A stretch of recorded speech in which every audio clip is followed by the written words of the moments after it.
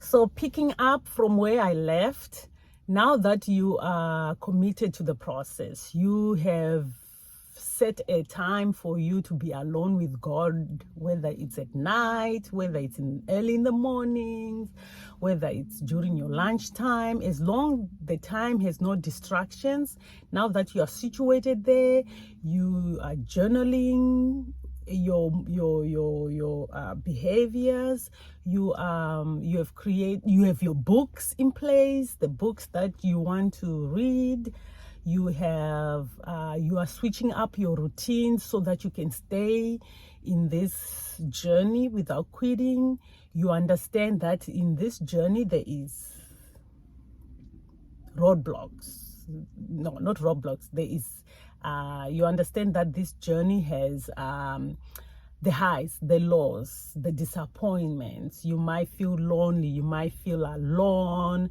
It may be painful here and there. You might slip, you might fall. Once you have that understanding and you have created your space, you know what to expect, then make sure you have those people who are for you around you.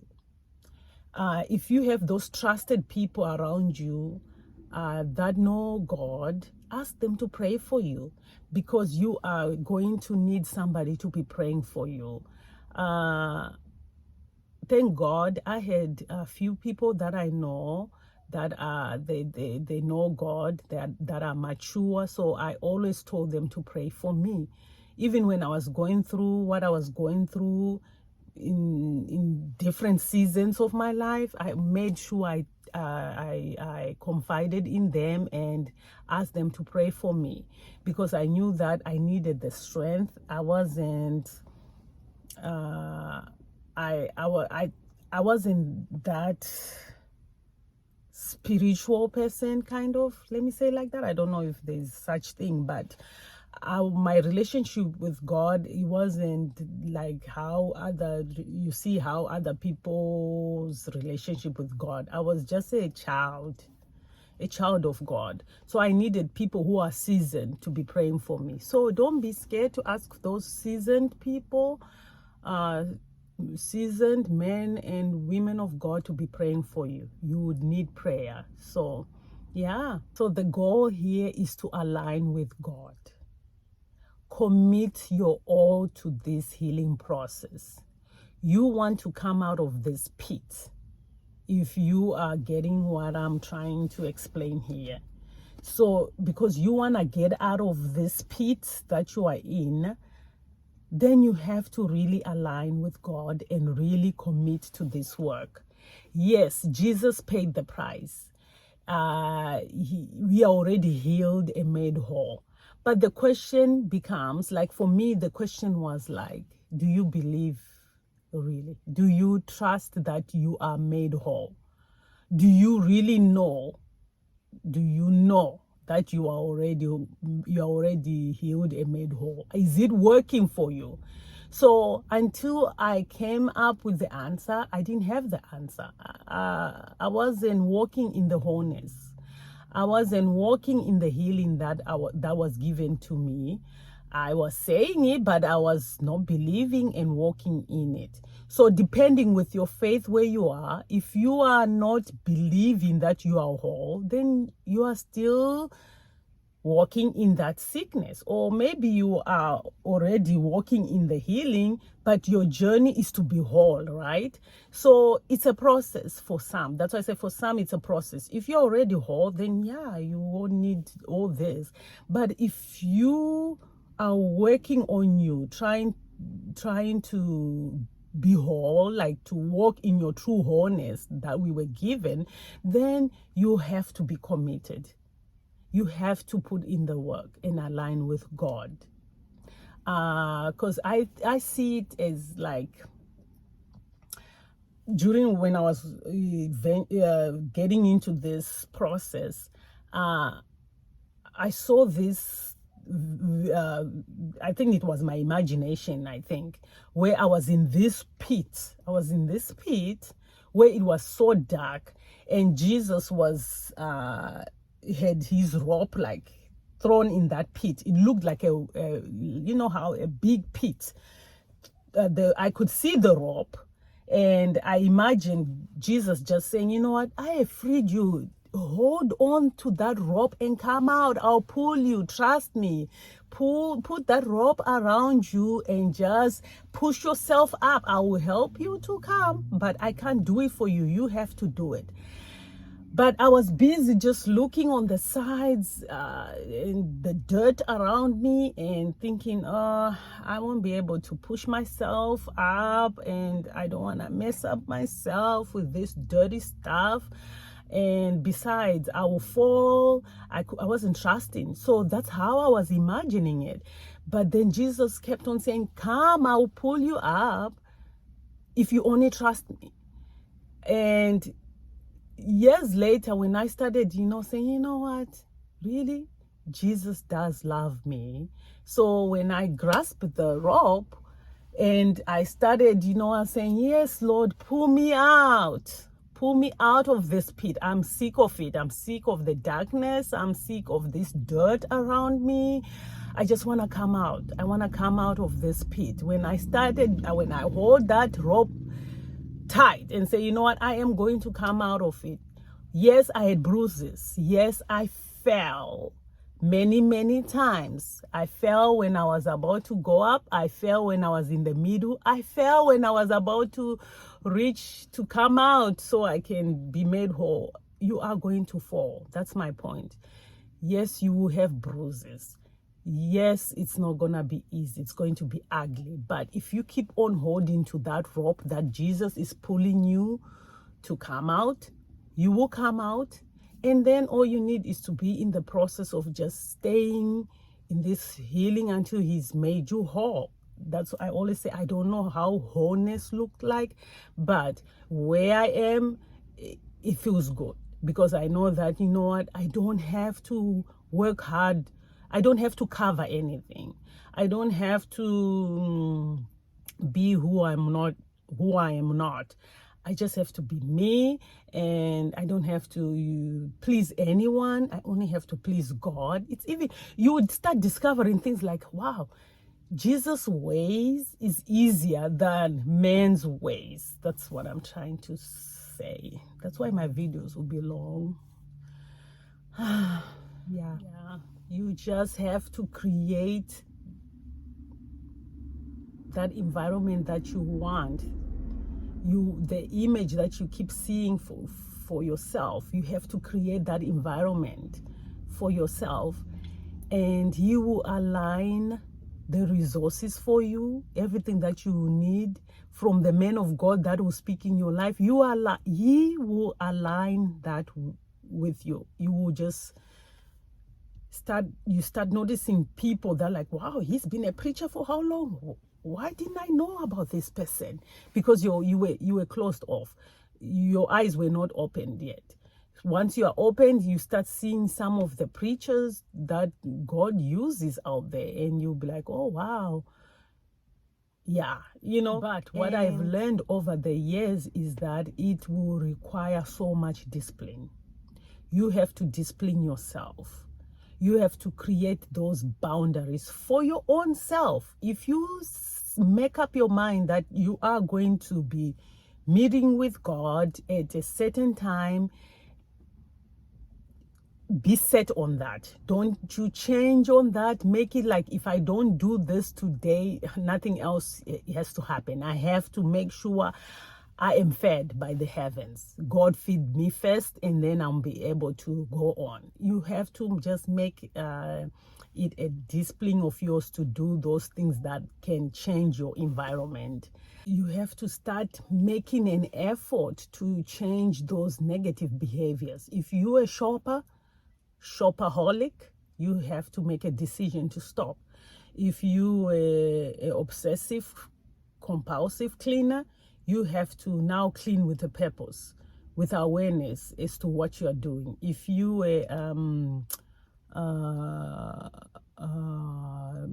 TV person, now you have to just train yourself to be a book person than a TV person. You just have to be replacing those negative behaviors with something that benefits you, and that something that changes your inside, something that will change you.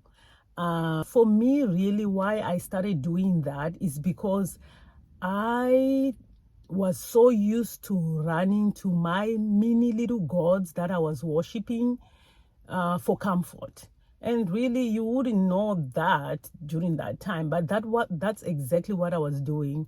Anytime I'm irritated, frustrated, angry, or whatever is going on, those triggers, I'm running to something to feed that emptiness, that feeling. Whether I'm running to shopping, whether I'm running to a movie, I'm running somewhere. I had to run somewhere because I just didn't want to deal with what I was feeling. So once I was aware of that behavior, I had to replace it. That was my first thing, replace that those behaviors. I had to replace those behaviors in order for me to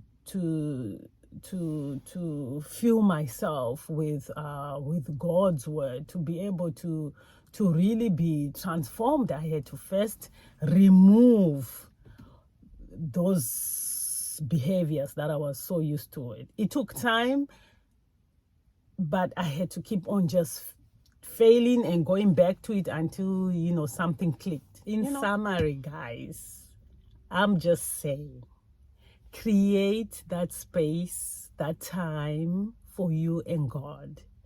Create the boundaries for your own self, because you have to have boundaries. And you know how we put boundaries, that, oh, you know what, I put boundaries between me and this person. Oh, no, I'm talking about put boundaries for your own self. You know yourself, you know what habits you've been feeding, you know all those behaviors. Now it's time you place boundaries and say, you know what, I'm not going to cross the line. If I feel like I want to scream at my child or scream at my husband because they have irritated me, guess what? I'm just going to go in the restroom and lock myself in there and don't come out until whatever that feeling has passed out, So you just have to create those boundaries, and you have to create a balance for yourself. Because one mistake I did was, when I started working in this healing journey, I couldn't balance things. So I was now more focusing more into this healing, and not knowing that I was neglecting my family. I was making it an excuse, like, you know what, I'm just healing so I can be a better mom, better wife for you guys, so please don't disturb me. So I was so consumed with what I was doing. But you just from get-go, learn to balance it. Make sure everything is balanced. Put the same effort you're gonna put in your healing, put the same effort to invest in the relationships you have around you. So balancing will be something that you really need to also create for yourself. And the other thing that I've learned over the years that I want to share with you guys is that I have noticed that people around you, your loved ones, it might be a friend, your husband, your kids, even pets, they carry a message from God to you if you are in this healing journey. But for you to discern on the message that God is giving you, your environment has to be cleared out. You have to be spending time with God for you to discern on the message that your loved ones are telling you. They might not know the message, but you will be able to discern. And what do I mean by that? Let's say, for example, my children behaviors, let's say toward whatever let's say they were misbehaving. I always picked up a message of whatever behavior they were doing.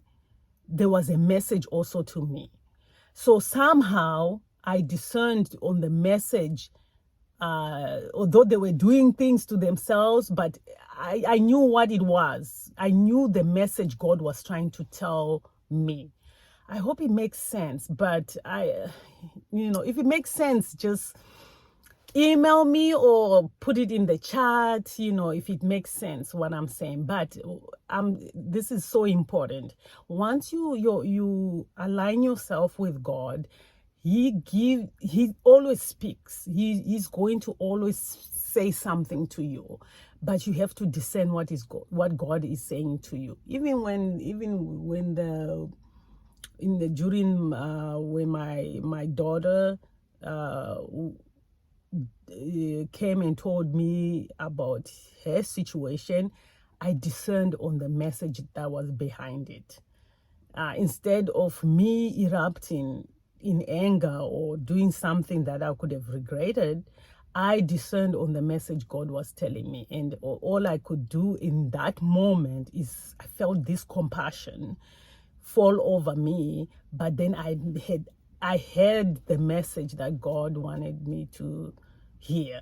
That's what I'm trying to say. So just be aware. If you want to see what's happening in your life, or what God is doing in your life, then look at the people around you and ask God to open your eyes and to discern to what message those people are saying to you. You have to be in the relationship with those people for you to discern on what God is saying through whatever they are doing or whatever they are saying to you or not saying. Once all this is in place, just know and trust that God will be with you. He will never leave you, nor will he ever forsake you. He will be with you in the darkest times, the ugliest times, the worst times, the bad times, and the good times. He will be with you. You just have to focus on him and don't give up on yourself, because he is able. All the time, he is able. So yeah, this is it for this video, guys. I hope you learn one or two things from it. You stay blessed and you have a wonderful week. I will see you in my next video.